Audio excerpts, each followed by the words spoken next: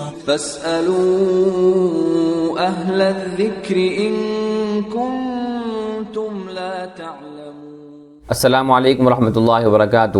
میں ہوں آپ کا میزبان حافظ محمد دانش۔ محترم سامعین و ناظرین، آپ کے سوالات کے جوابات کے لیے ہمارے ساتھ موجود ہیں بٹلہ ہاؤس سے شاہ مسجد کے امام و خطیب مفتی احمد بن محمد ارشد خان صاحب۔ جی مفتی صاحب، آصف علی صاحب کا سوال ہے، ایک آدمی نے اپنی بیوی کو طلاق دے دی، اب پھر اسی عورت سے نکاح کرنا چاہتا ہے تو شریعت میں کیا حکم ہے؟ بسم اللہ الرحمن الرحیم، حامدا و مصلیا و مسلما، اما بعد۔ اگر کسی شخص نے اپنی بیوی کو کسی وجہ سے ایک یا دو طلاق صاف اور صریح لفظوں میں دی ہو تو عدت ہی کے اندر بیوی سے رجوع کرنے کی گنجائش ہے، یعنی بیوی کی چونکہ طلاق کے بعد عدت شروع ہو جاتی ہے، اگر کوئی آدمی اسی وقت اپنی بیوی سے رجوع کر لے، اس کے ساتھ ہنس کر بات کر لے، یا یہ کہ اس سے کوئی بھی ایسی بات کر لے جو تعلق پر مبنی ہو، جس سے محبت کا اظہار ہوتا ہو، تو عدت ختم ہو کر وہ دونوں بغیر کسی نئے نکاح کے آپس نکاح کے بندھن میں بندھ سکتے ہیں۔ اور اگر کسی شخص نے 3 طلاق دے دی ہو تو پھر یہ عورت ابھی شوہر کے لیے ہمیشہ ہمیش کے لیے حرام ہو جائے گی۔ پھر اگر وہ اس کو اپنے نکاح میں لانا چاہتا ہے تو پھر حلال والے عمل سے گزرنا پڑتا ہے۔ ولی الرحمن بستوی کامنٹ باکس میں معلوم کرتے ہیں، اگر 4 رکعت والی نماز میں 3 رکعت چھوٹ گئی اور 1 رکعت ملی، اور 3 رکعتوں میں کسی ایک رکعت میں امام سے کچھ غلطی ہو گئی تھی جس کی وجہ سے نماز کا اعادہ کیا جا رہا ہے، تو کیا جس کی 3 رکعت چھوٹی تھی وہ بھی اگلی جماعت میں امام کے ساتھ شریک ہو سکتا ہے یا نہیں؟ ہاں، مذکورہ سوال کا جواب یہ ہے کہ اگر امام صاحب سجدہ سہو کے چھوٹ جانے کی وجہ سے نماز کا اعادہ کر رہے تھے، اور چونکہ امام صاحب کے ساتھ جو حضرات بعد میں آئے ہیں جنہیں مسبوق کہا جاتا ہے وہ بھی امام صاحب کی پیروی کر رہے ہیں، اور امام صاحب کے ساتھ ساتھ اور دیگر ان مقتدیوں کے ساتھ جو پہلی رکعت سے امام صاحب کے ساتھ شریک ہیں، مسبوق پر بھی سجدہ سہو واجب ہوتا ہے، وہ بھی امام صاحب کے ساتھ سجدہ سہو کرتا ہے، لہذا واجب الاعادہ نماز میں جو نماز دہرائی جا رہی ہے، مسبوق حضرات بھی جن کی 1، 2 یا 3 رکعتیں چھوٹی ہوئی ہوں وہ بھی دوسری بار امام صاحب کے ساتھ نئے سرے سے نماز میں شریک ہو سکتے ہیں۔ لیکن اگر کوئی آدمی ایسا تھا جو امام صاحب کے ساتھ پہلی نماز میں شریک نہیں تھا، وہ ابھی مسجد میں آیا ہے، تو وہ آدمی امام صاحب کے ساتھ اس دوسرے نماز میں شریک ہوگا یا نہیں؟ تو یاد رکھنا چاہیے، اگر اسے اس بات کا علم ہے کہ یہ سجدے سہو کے چھوٹ جانے کی وجہ سے نماز کو دہرایا جا رہا ہے، اسے اس بات کا پتہ ہے، تو پھر وہ اس نماز میں شریک نہیں ہو سکتا۔ لیکن اسے پتہ نہیں تھا اور وہ آیا اور امام صاحب کے ساتھ شریک ہو گیا دوسری نماز میں، تو اس شخص کی بھی نماز درست ہو جائے گی۔ آصف خان کامنٹ باکس میں معلوم کرتے ہیں، نفل نماز میں دعا مانگنا کیسا ہے؟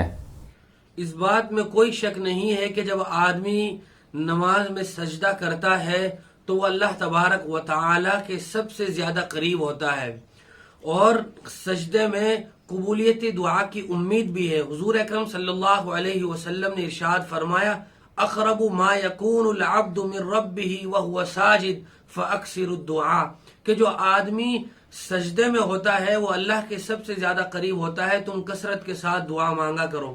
اگر کوئی آدمی نفل نماز میں سجدے میں دعا کرنا چاہتا ہے تو بالکل کر سکتا ہے، لیکن اس کے لیے 2 بنیادی شرطیں ہیں۔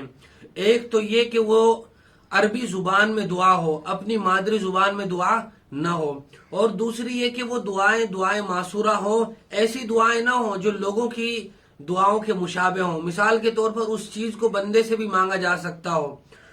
اس کی مثال یہ ہے کہ کوئی آدمی اللہ سے دعا مانگے، آتنی دراجتن یا رب آتنی دراجتن، اے اللہ تو مجھے سائیکل دے دے، تو اس قسم کی دعائیں نماز میں مانگنا عربی ہی زبان میں ہو یہ درست نہیں ہے۔ اسی طرح نفل نماز میں آدمی قعدہ اخیرہ میں بھی دعا کر سکتا ہے۔ 2 رکعت نفل نماز پڑھ رہا ہے تو قعدے میں وہ بیٹھ کر نماز میں دعائیں مانگ سکتا ہے، ربنا آتنا فی الدنیا حسنہ کے ساتھ ساتھ اور بھی جو دعائیں ہیں، مثال کے طور پر اللہ کے رسول صلی اللہ علیہ وسلم سے منقول ہے، اللہم انی اسألک الہدی والتقی والعفاف والغنی، اللہم انی اسألک العفو والعافیہ فی الدنیا والآخرہ۔ اس طرح کی جو دعائیں منقول ہیں وہ دعائیں مانگی جا سکتی ہیں۔ افتخار خان معلوم کرتے ہیں نکاح پڑھانے کا مکمل طریقہ کیا ہے؟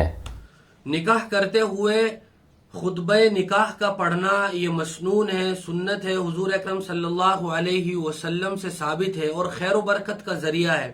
حضور اکرم صلی اللہ علیہ وسلم بھی خطبہ نکاح پڑھا کرتے تھے۔ الحمدللہ نحمده ونستعینه ونستغفره ونؤمن به ونتوکل علیہ ونعوذ باللہ من شرور انفسنا ومن سیئات اعمالنا من يهده الله فلا مضل له ومن يضلله فلا هادي له ونشهد ان لا اله الا الله وحده لا شريك له ونشهد ان سيدنا ومولانا محمدا عبده ورسوله اما بعد فاعوذ بالله من الشيطان الرجيم بسم الله الرحمن الرحيم يا ايها الناس اتقوا ربكم الذي خلقكم من نفس واحده وخلق منها زوجها وبث منهما رجالا كثيرا ونساء واتقوا الله الذي تساءلون به والارحام ان الله كان عليكم رقيبا وقال تعالى يا ايها الذين امنوا اتقوا الله حق تقاته ولا تموتن الا وانتم مسلمون يا ايها الذين امنوا اتقوا الله وقولوا قولا سديدا يصلح لكم اعمالكم ويغفر لكم ذنوبكم ومن يطع الله ورسوله فقد فاز فوزا عظيما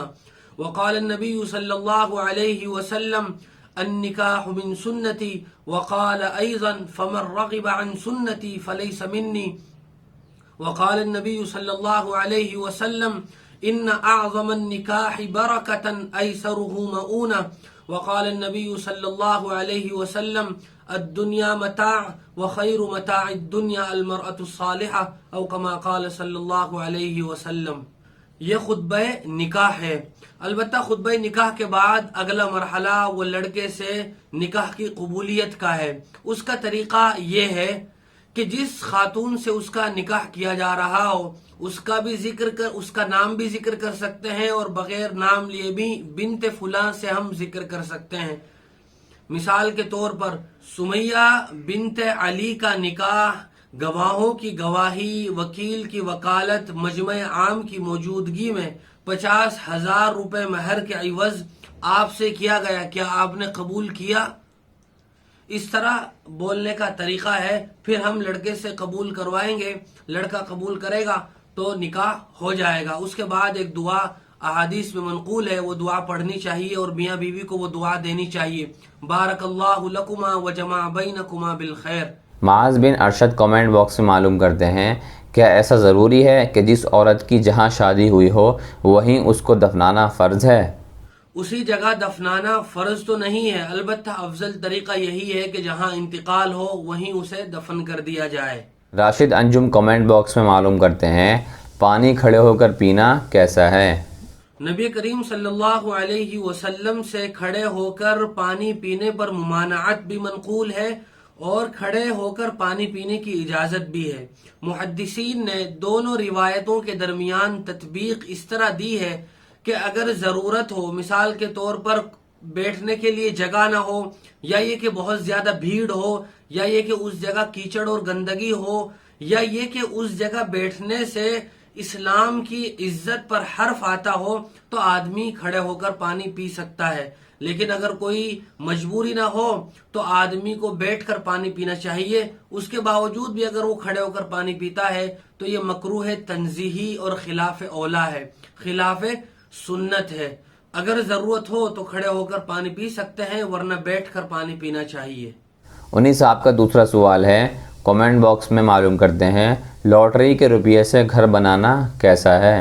جی ہاں، لاٹری کے لیے پیسے لگانا اور لاٹری کی جو شکلیں ہمارے یہاں رائج ہیں وہ سب کی سب سود اور جوا ہونے کی وجہ سے ناجائز اور حرام ہے۔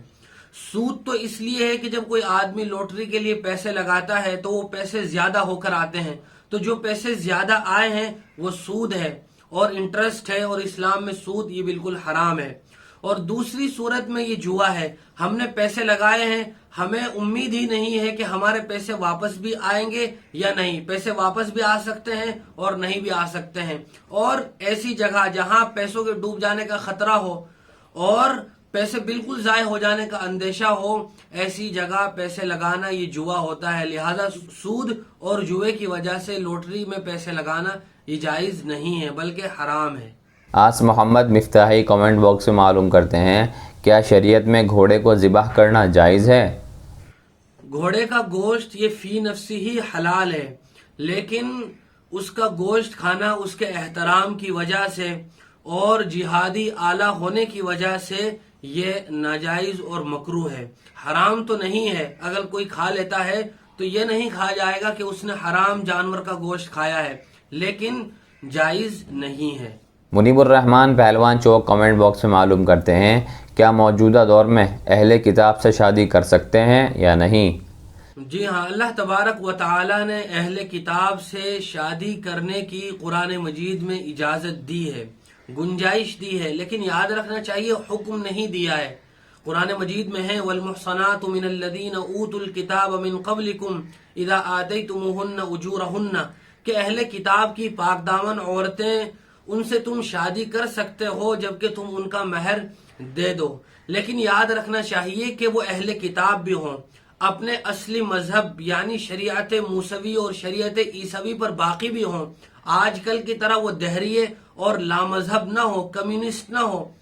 نام تو ان کا سرکاری رجسٹروں میں وہ عیسائی یا یہودی کے طور پر ہے، لیکن در حقیقت ان کا کلچر وہ ایسا ہے کہ وہ اپنی اصلی شریعت پر باقی نہیں ہے۔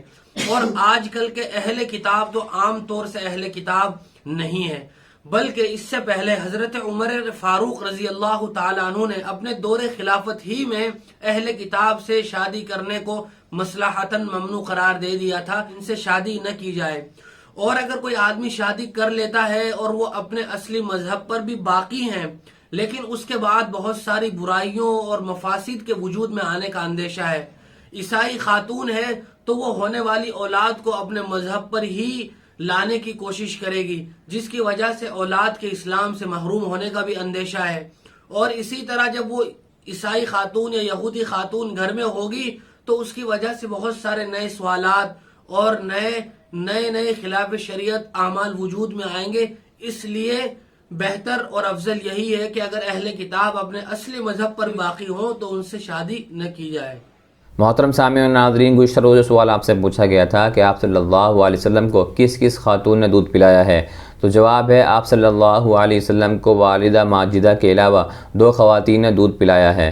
نمبر 1 ثویبہ جو ابو لہب کی لونڈی تھی، اور نمبر 2 سیدہ حلیمہ سعدیہ۔